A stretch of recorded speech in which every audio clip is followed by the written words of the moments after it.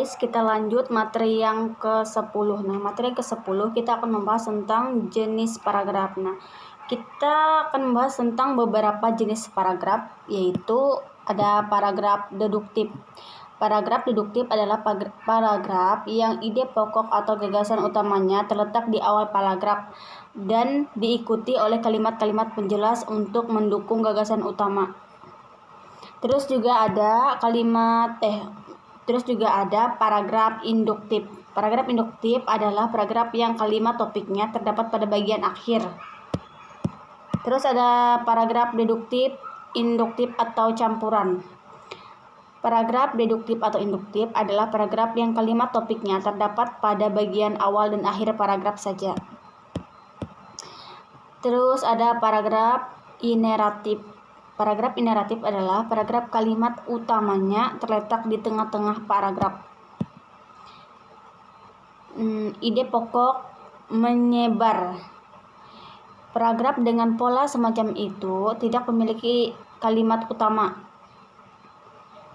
Terus ada berdasarkan gaya ekspresi atau pengungkapan, suatu gagasan dapat diungkapkan dengan berbagai gaya, bergantung pada tujuan komunikasinya. Tujuan komunikasi yang berbeda pasti akan disampaikan dengan gaya pengungkapan yang berbeda pula. Misalnya, jika komunikasi tersebut bertujuan untuk memberikan informasi secara objektif tanpa bermaksud memengaruhi atau mengajak, gagasan itu dapat disampaikan dengan corak eksposisi.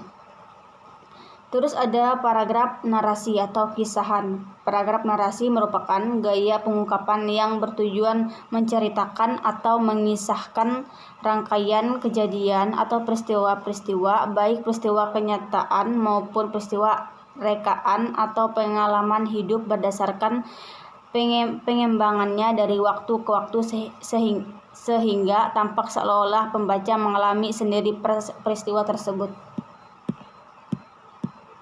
Terus ada paragraf deskripsi. Paragraf deskripsi berisi gambaran mengenai suatu objek atau suatu keadaan sejelas-jelasnya dengan melibatkan kesan indera. Paragraf ini bertujuan untuk memberikan kesan atau impresi kepada pembaca terhadap objek, gagasan, tempat, peristiwa, atau semacamnya yang ingin disampaikan si penulis. Terus ada paragraf eksposisi.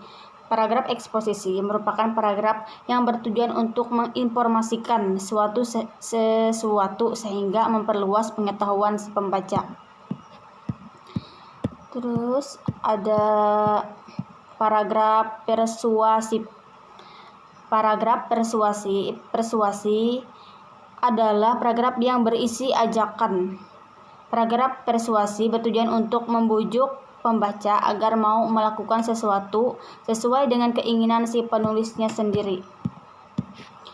Terus ada paragraf argumentasi. Paragraf argumentasi atau paragraf bahasa adalah suatu corak paragraf yang bertujuan untuk membuktikan pendapat penulis agar pembaca menerima pendapatnya.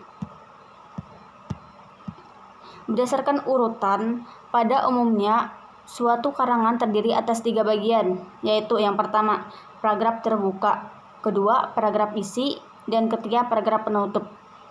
Ketiga jenis paragraf itu merupakan bagian yang tidak terpisahkan dari struktur karangan.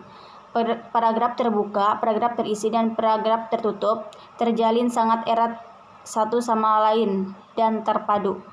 Terus ada paragraf pembuka atau pengantar. Nah, paragraf ini merupakan pembuka atau untuk sampai pada permasalahan yang dibicarakan. Dengan kata lain, paragraf pembuka itu mengantarkan pembaca pada pembicaraannya sendiri. Ada paragraf isi. Nah, paragraf isi ini merupakan inti dari sebuah karangan yang terletak di antara paragraf pembuka dan paragraf penutup.